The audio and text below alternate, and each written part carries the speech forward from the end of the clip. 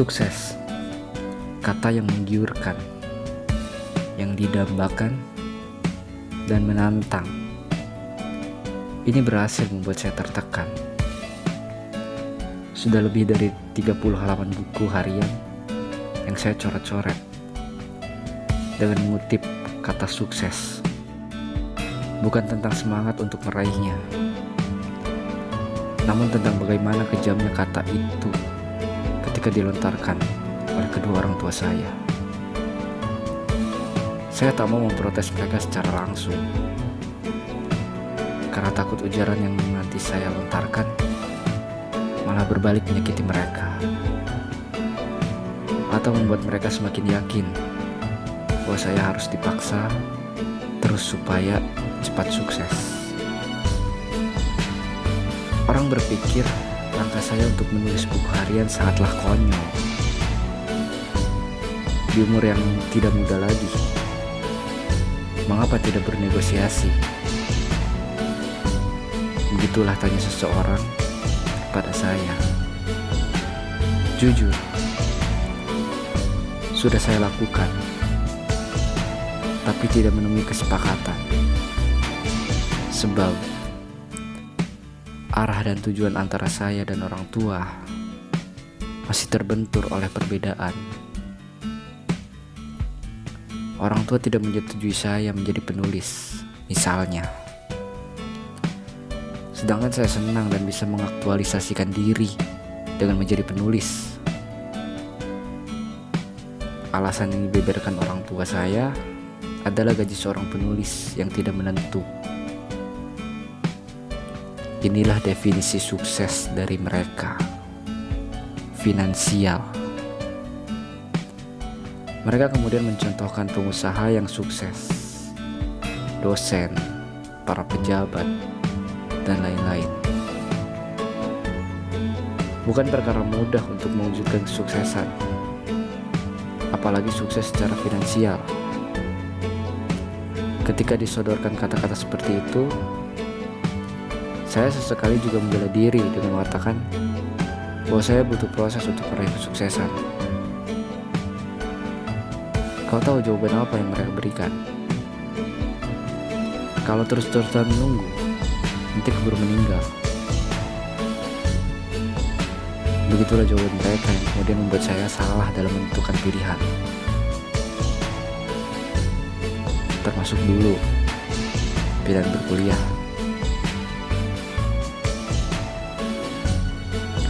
Alhasil waktu itu saya memutuskan untuk berhenti kuliah setelah kurang lebih 1 semester mencicipi materi perkuliahan, tugas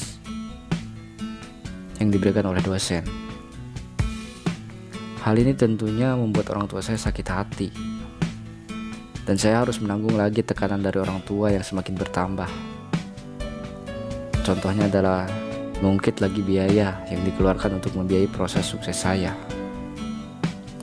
yang ujungnya hanya menemui kegagalan. Saya juga kian merasa bersalah dan membenci diri saya sendiri.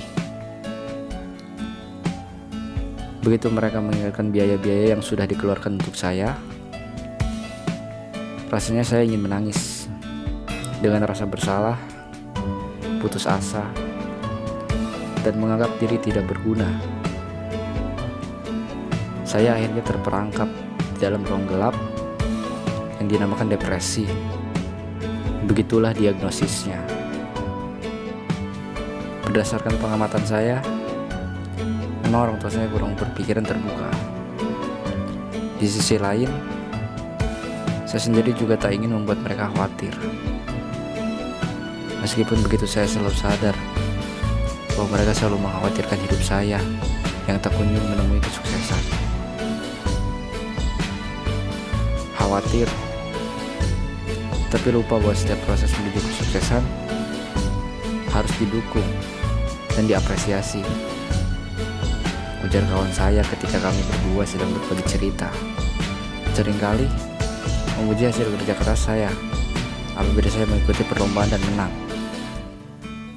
Tetapi kesuksesan-kesuksesan kecil yang telah saya raih itu tidak dihitung ke dalam definisi suksesnya orang tua. Seakan-akan saya tidak pernah membahagiakan mereka dengan hal-hal kecil yang bisa saya lakukan. Mungkin karena dianggap terlalu kecil,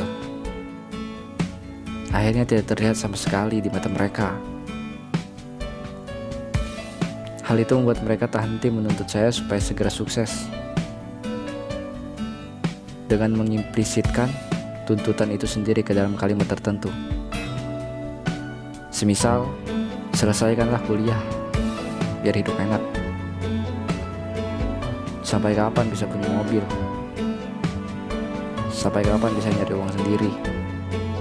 Sampai kapan bisa sukses? Anaknya tetangga kita sudah bekerja, sedangkan kamu belum, dan sebagainya. Ibu dan Bapak, tentu saya ingin membalas jasa kalian. Tetapi, bisakah kita bersama-sama saling mendukung tanpa harus menuntut saya sedemikian keras supaya bisa segera sukses? Sekali lagi, saya menyematkan kata sukses di buku harian. Apakah saya terlalu berlebihan mengharap mereka supaya tidak terlalu menekan saya? Saya kira tidak. Saya sama seperti anak-anak muda lainnya yang cemas akan masa depan mereka dan berusaha menanggapinya. Saya juga berharap bisa mendapatkan dukungan dan apresiasi yang lebih baik dari kedua orang tua saya. Tidak ada tuntutan lain yang saya berikan untuk orang tua saya, kecuali supaya bisa menghargai dan mendukung proses saya dalam menuju kesuksesan, sesuai dengan definisi sukses yang dibuat oleh mereka. Misalnya, dengan mendukung kegemaran saya dalam membaca buku, menulis.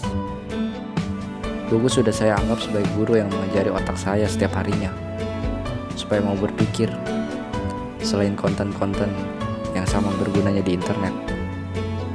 Teman saya sendiri mengatakan bahwa buku adalah investasi jangka panjang, dan saya setuju dengan pendapatnya itu. Tapi sayang, pikiran orang tua saya tidak bisa jalan. Hal itu membuat saya merasa lelah, hingga kemudian saya memutuskan untuk beristirahat dan menghibur rasa lelah itu. Buku saya singkirkan, dan proyek menulis saya tutup. Lebih tepatnya ini adalah bentuk pemberontakan yang secara tidak sadar telah saya lakukan demi mengurangi beban depresi saya. Hingga kemudian saya menemukan sebuah video yang diunggah oleh seseorang mengenai bagaimana waktu setiap orang berbeda dalam meraih kesuksesannya. Dan bukanlah hal yang benar apabila seseorang menekan orang lain untuk sukses di usia tertentu. Ibu dan Bapak, saya tahu menunggu saya sukses mungkin akan membuat kalian bosan dan tidak sabar. Tetapi biarkan saya mengerjakan prosesnya, tanpa harus ditekan-tekan dan ditanyai kapan sukses. Kalau ibu dan bapak tidak bisa menahan lidah untuk mengatakan hal tersebut, silakan katakan saja. Sudah saatnya saya memahami kalian. Saya menyayangi ibu dan bapak. Tulis saya di halaman terakhir buku harian.